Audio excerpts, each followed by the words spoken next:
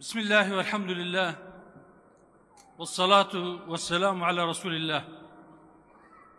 Rabbi şrah li sadri ve yessir li emri ve hlul uqdeten min lisani yefkahu kavli.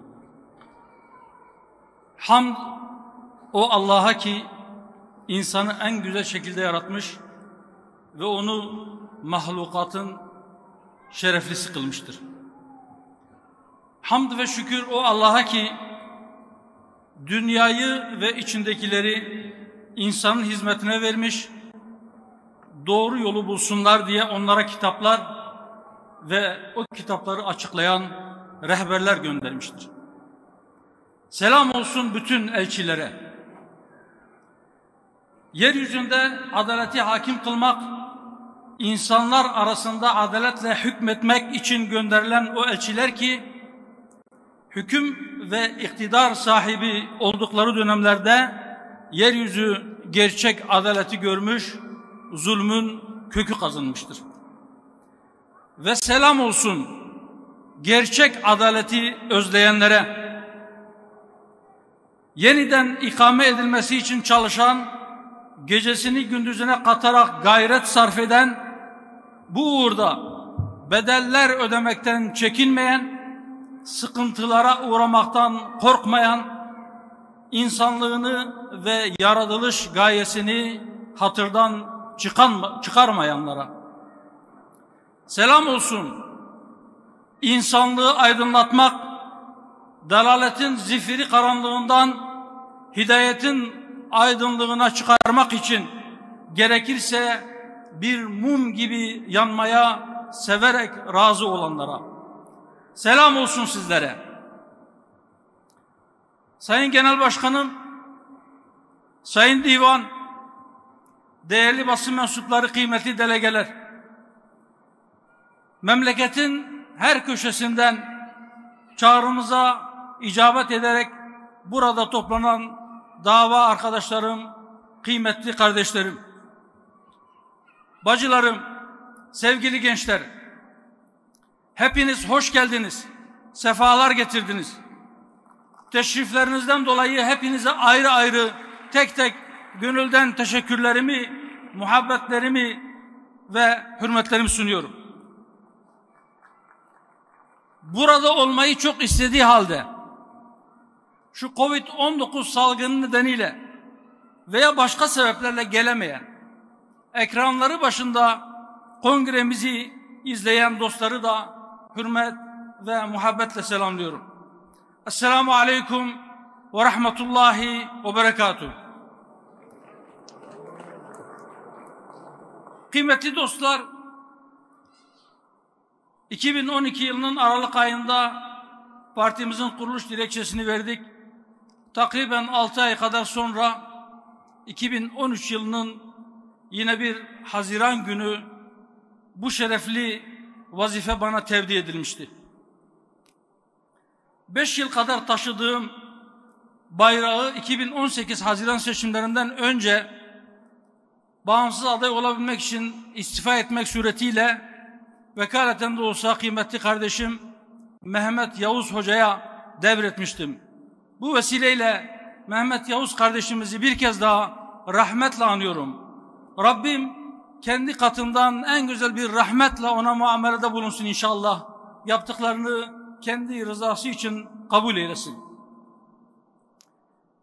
7 Ekim 2018 günü gerçekleştirdiğimiz 3. Olağan Büyük Kongre'de bu ağır sorumluluğu kadim dostum, değerli kardeşim İshak Başkanıma yükledik.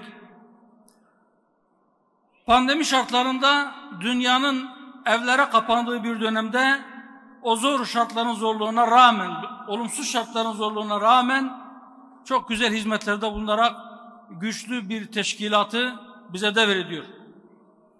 Rabbim kendisinden ebeden razı olsun ve yapmış olduğu hizmetleri kendi rızası için kabul etsin.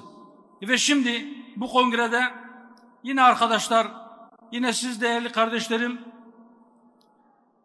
bu şerefli görevi tekrar bana tevdi etmek istiyor.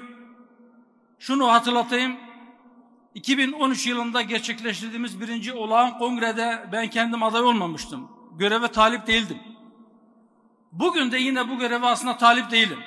Ama 2013 yılında kardeşlerimin tevdi etmek istediği bu görevden kaçmadım. Bugün de kaçmayacağım. Sabırla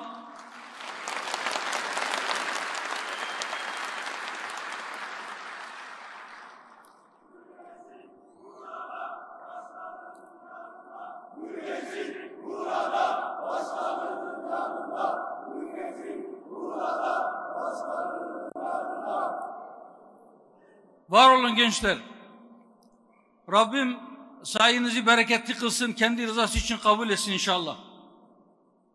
Evet kardeşlerim, madem bu görev bana tevdi edildi, o zaman yapabileceğimin en iyisini yaparak bu bayrağı biraz daha yükseklere çıkarma gayretinde olacağım inşallah. Ve sabırla bu şerefli görevi benden sonra bayrağı alıp daha ileriye götürecek bir kardeşime devredeceğim günü bekleyeceğim. Rabbim bizleri nefsimizle baş başa bırakmasın. Rabbim bizleri yardımsız bırakmasın. Rabbim bu şerefli göreve layık olabilmeyi nasip eylesin inşallah. Muhterem hazirun, biraz önce kıymetli Genel Başkanımız pek çok meseleyle ilgili bakış açımızı ve çözüm önerilerimizi zamanın el verdiği ölçüde icmalen dile getirdiler.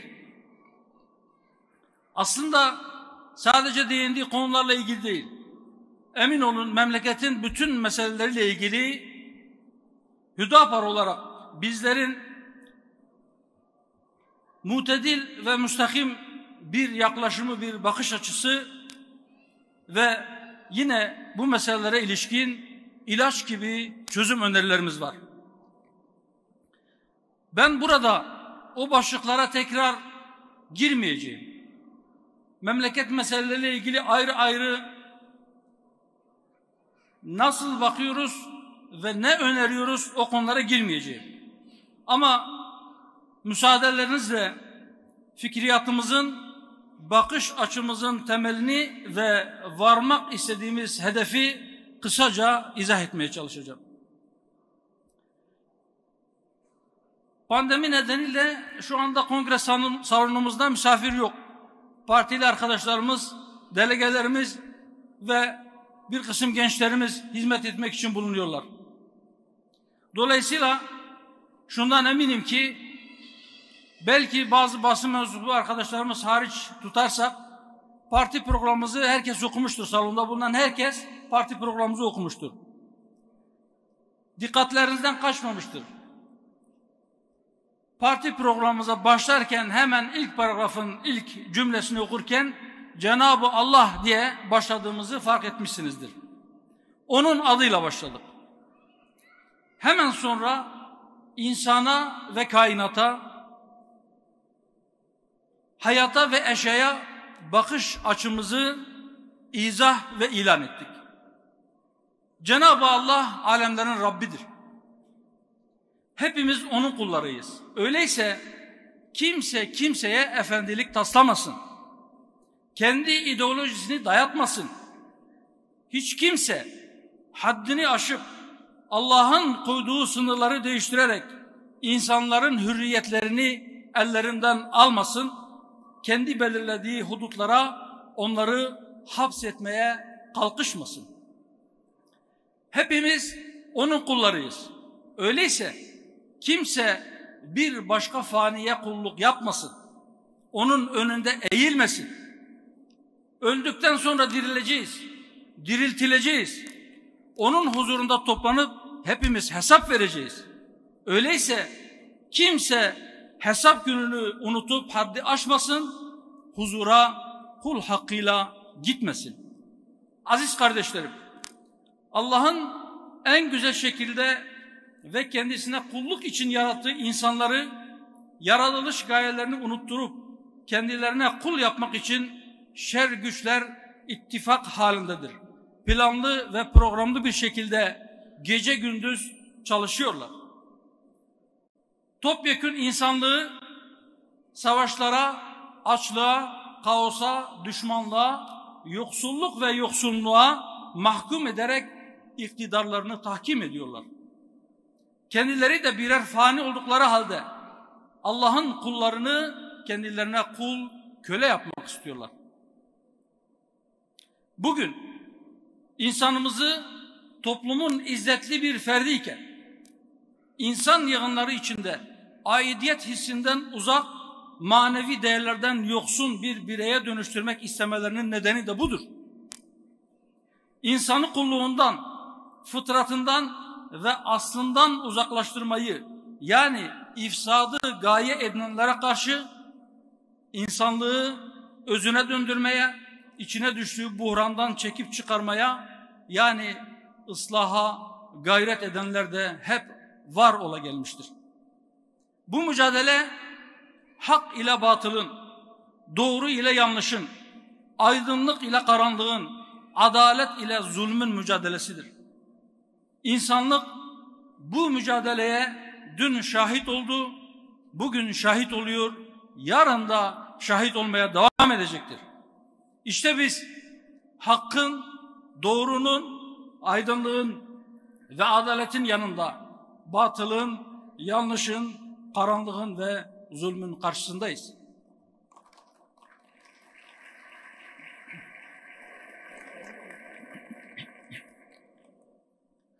Kulluğumuz sadece Allah'adır. Ondan başkasının önünde eğilmeyiz. Hakikati söyler, hakkı ayakta tutmak için adil şahitlik yaparız. Hiçbir kınayıcının kınamasından korkmadan doğru bildiklerimizi söylemeye devam edeceğiz. Maksudumuz Allah'tır, gayemiz onun rızasına kavuşmaktır. Dünya makamlarının geçici ve değersiz olduğunu biliriz. Asıl gaye için ancak birer vasıta olarak görürüz. Asıl gayemiz Rabbimizin rızasını kazanmaktır. Bu nedenle bizi bu gayeden uzaklaştıracak olan makamları elimizin tersiyle iteriz.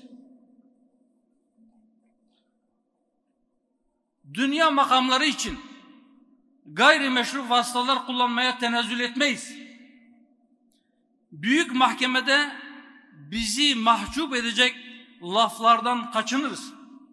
İnanıyorum ki yaratılış gayesini unutmayanların hepsi böyle yapar.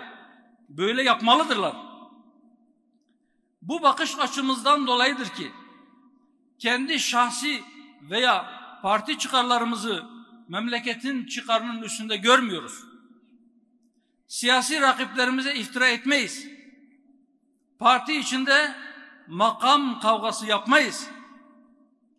Devletin varlık nedeninin insanların din, can, mal, akıl ve nesil emniyetini korumak olduğunu söyleriz. Kardeşliğin ölçüsünü değiştirmeyiz. Bütün insanları yaratılışta ve kanun önünde eşit biliriz. Bütün inananları kardeşimiz olarak görürüz. Adaletin tesisini birinci önceliğimiz olarak belirleriz. Peki adalet bizim için neden bu kadar önemlidir? Kardeşlerim, dikkat ediniz.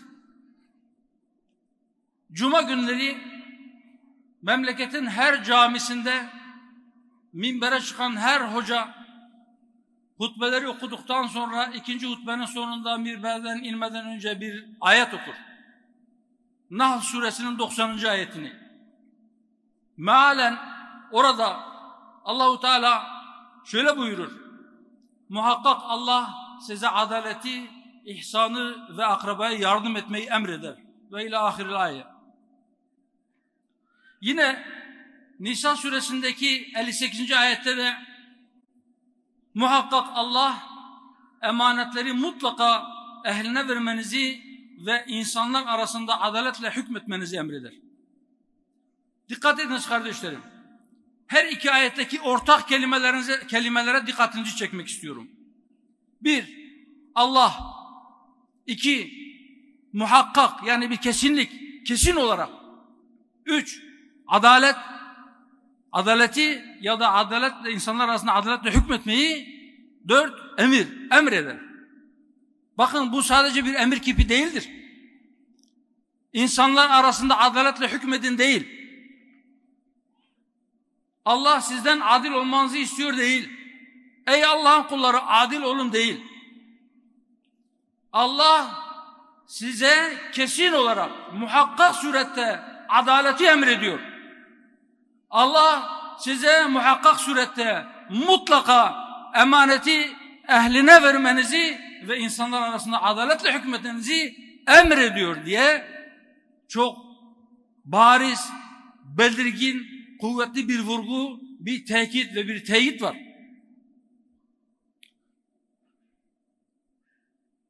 Bu nedenle bizler Hüdapar olarak adaleti her meselede merkeze alırız. Çünkü biraz önce başkanım da söylediği gibi burada bize veya herhangi bir insana inisiyatif yoktur. Bu kesin bir emirdir ve mutlaka yerine getirilecektir. Mutlaka yerine getirmek için bizlerin de elimizden gelen bütün çabayı ortaya koyması gerekir.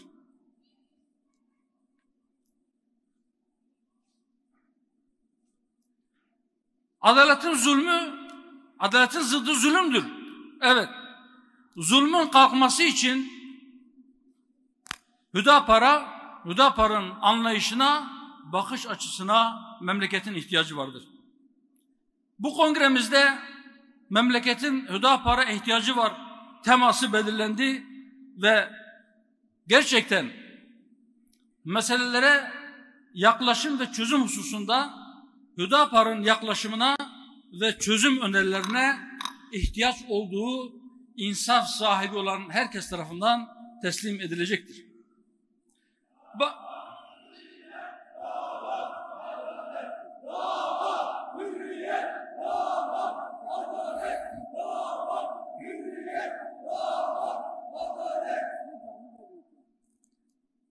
Aziz kardeşlerim, bakınız birkaç küçük misal vereceğim kısaca. Mesela şu bahsedeceğim konularda Hüdapar'ın sesine kulak verilseydi, bizim söylediklerimiz dinlenseydi, memleket bugün farklı bir noktada olmaz mıydı? Çözüm süreci konusunda yanlışlıklara dikkat çektiğimizde bizi dinleselerdi, çukur hadiseleri yaşanmaz, şehirler yıkılmaz, binlerce can kaybı yaşanmazdı. FETÖ konusunda ikazlarımız dikkate alınsaydı 15 Temmuz darbe girişimi olmayabilirdi. Suriye meselesindeki çağrılarımız ciddiye alınsa Suriye harap olmaz, emperyalistler oraya çöreklenemez, yüz binler ölmez, milyonlar muhacir olmazdı. Dile getirdiğimiz doğrulara o gün dudak bükenler bugün haklılığımızı gördüler. Ama ba'da harabul basra, yani iş işten geçtikten sonra, kardeşlerim, şu İstanbul Sözleşmesi ve 6284 sayılı yasa ile ilgili 9 yıldır, hatta partinin kuruluş çalışmaları sırasında başladık çığlık atmaya. 9 yıl sonra ancak bu çığlıklarımız, bu çağrılarımız makes buldu. Boşanmalar katlandıktan, evlilik yaşı yükseldikten ve aile kurumu çok ciddi darbeler aldıktan sonra maalesef. Ve şimdi diyoruz ki bundan sonra da Hüdapar'ı iyi dinleyin. Pişman olmazsınız. Zarar etmezsiniz. Eğer dinlemez veya duymazdan gelirseniz asıl o zaman pişman olursunuz. Hem kendinize, hem milletimize, hem de memlekete zarar vermiş olursunuz. Mesela memleketin en temel meselelerinden birisi olan Kürt meselesinin çözümü konusunda da sesimize kulak verin diyoruz. Çözümü zor değildir. Peki çözüm nedir? Çözüm adaleti yeniden tesis etmektir. Huzuru temin etmek istiyorsanız adaleti tesis etmek zorundasınız. Kendinize istediğinizi kardeşinize de isteyeceksiniz. Kardeşim dediklerinize de isteyeceksiniz. Kendinize yapılmasını istemediğiniz şeyi kardeşlerinize de yapmayacaksınız. Gasp edilmiş olan hakları hiçbir pazarlığa girişmeden iade edeceksiniz. Kardeşlik lafla olmaz. Kardeşliğin bir hukuku vardır. O hukuku yerine getireceksiniz. Bu hakların savunuculuğunu yaptığını iddia edenlerin samimi olup olmadığına da bakmayacaksınız. Onların, Kürtlerin mazlumiyeti üzerinden kendi ideolojilerini topluma kabul ettirme planlarına da takılmayacaksınız. Huzuru temin etmek istiyorsak adaleti tesis etmeliyiz. Adaleti tesis edersek aynı zamanda kardeşliği de tesis etmiş olacağız. Mesela yine 9 yıldır diyoruz ki memleketin acilen yeni, sivil ve adil bir anayasaya ihtiyacı vardır. Ki bu ihtiyaç bugün hemen herkes tarafından dillendirilmektedir. Ancak yeni anayasayla birlikte yeni bir düzene ve zihniyet değişimine de ihtiyaç vardır.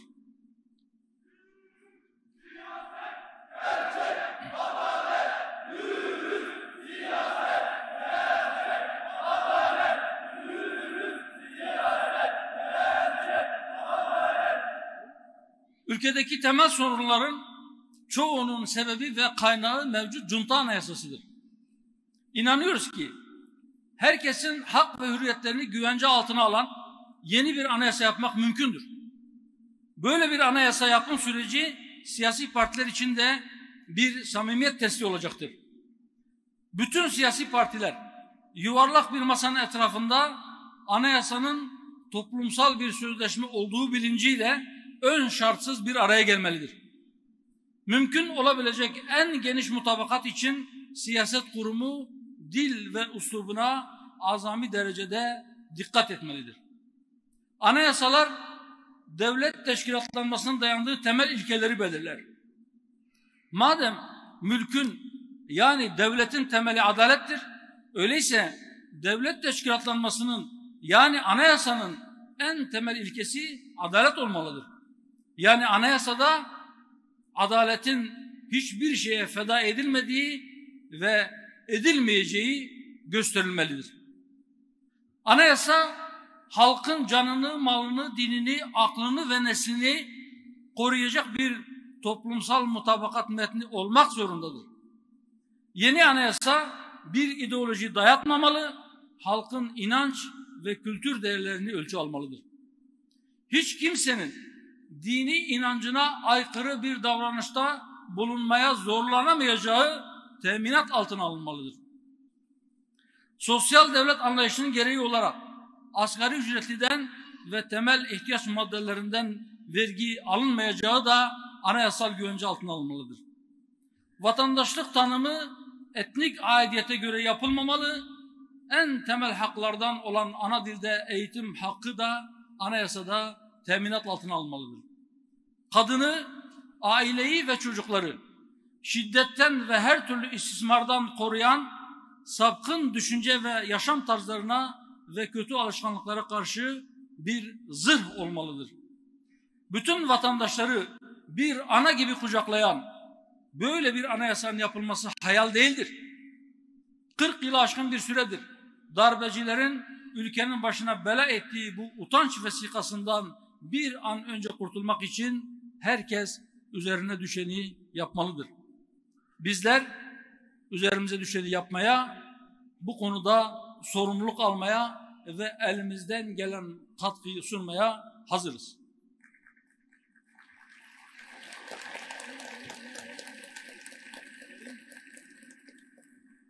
Kardeşlerim, memleketin Hüdapar'a ihtiyacı vardır. Yani memleketin size ihtiyacı vardır. Bacılarım, memleketin Hüdapar'a ihtiyacı vardır. Yani sizlerin cehd ve gayretlerinizi artırmanıza ihtiyacı vardır. Sevgili gençler, Memleketin sizin çalışmalarınıza, sizin enerjinize ihtiyacı vardır. Memleketin Hüdapar'a ihtiyacı vardır. Çünkü asgari ücretlinin ve insanca yaşamaya yetecek bir asgari ücret için memleketin Hüdapar'a ihtiyacı vardır. Emeklinin Hüdapar'a ihtiyacı vardır. Gelecek kaygısı yaşayan gençlerin Hüdapar'ın bakış ve yaklaşımına ihtiyacı vardır. Kredi Yurtlar Kurumu borçlusu öğrencinin Hüdapar'ın yaklaşım tarzına ihtiyacı vardır. Vergi yükü altında ezilen esnafın Hüdapar'a ihtiyacı vardır. Emeklilikte yaşa takılanların Hüdapar'a ihtiyacı vardır.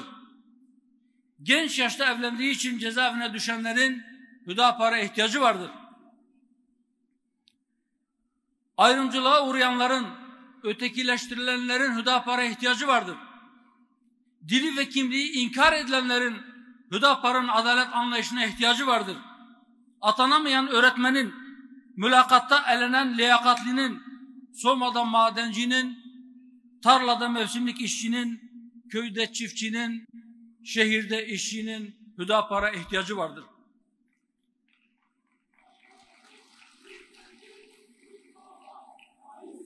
Mazlumun yüksesi, Hüdapar Partisi. Mazlumun yüksesi, Hüdapar Partisi. Evet, mazlumun ve mağdurun Hüdapar'a ihtiyacı vardır. Haksızlığa uğrayanların Hüdapar'a ihtiyacı vardır. Haklının hakkını verecek Hüdapar'a gerçekten ihtiyaç vardır. Kısaca siyaset kurumunun Hüdapar'a ihtiyacı vardır. Meclisin Hüdapar'ın sesine ihtiyacı vardır. Ankara'nın, yönetimin Hüdapar'ın yaklaşımına ihtiyacı vardır. Memleketin Hüdapar'a ihtiyacı vardır.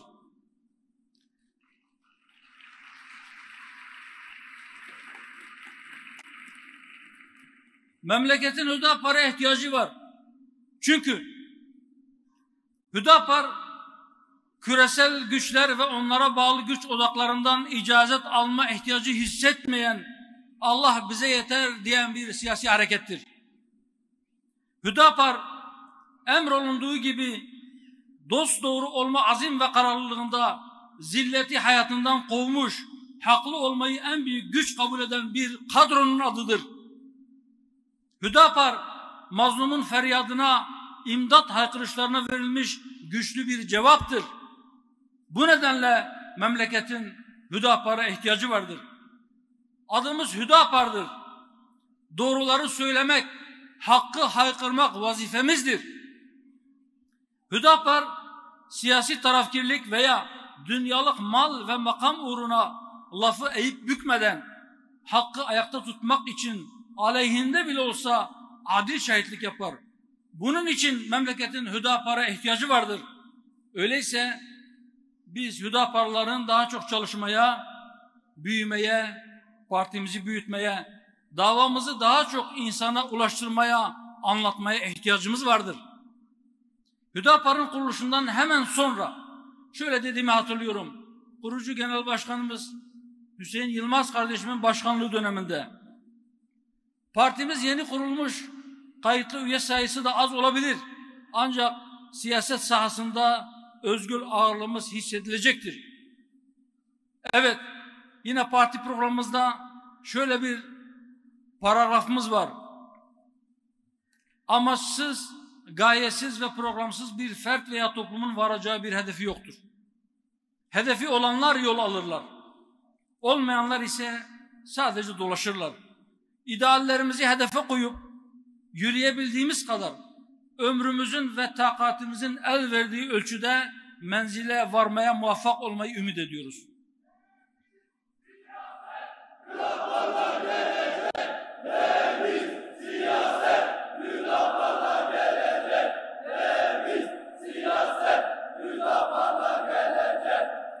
Var olun gençler. Evet. Memleketin Hüdapar'a ihtiyacı vardır. Çünkü dürüst siyaset demektir Hüdapar. Memleketin Hüdapar'a ihtiyacı vardır. Çünkü gerçek adalet denince Hüdapar akla gelecektir inşallah. Kardeşlerim, Ziya Paşa'nın meşhur bir beytiyle ben sözlerime son vermek istiyorum. Erişir menzili maksuduna aheste giden, tizreftar olanın payine damen dolaşır. Anladınız mı? Bir şairimiz var aramızda. Evet, bakın kısa bir sürede dilimiz ne kadar değişmiş değil mi? Bugünkü Türkçe'ye tercüme edelim biraz. Menzili maksuduna ulaşır aheste giden anlaşılıyor. Yavaş da olsa yürüyen bir gün inşallah menziline ulaşacaktır. Acele edenin, çok hızlı yürüyenin ayaklarına etekleri dolaşır. İnşallah bizler ağır ağır olsa emin adımlarla, ağır ama emin adımlarla hedefe doğru yol almaya devam edeceğiz. Hedef belli. Allah yolumuzu, bahtımızı açık etsin. Yolumuz uzun, yükümüz ağırdır. Allah yar ve yardımcımız olsun. Rabbim utandırmasın. Ben şimdiden isimleri genel merkez organları için teklif edilen kardeşlerime hayırlı olsun ve Rabbim üstün başarılar, muvaffakiyetler nasip etsin diyorum. Hepinize Allah'a emanet ediyorum. Selamun Aleyküm ve Rahmetullahi ve Berekatuhu.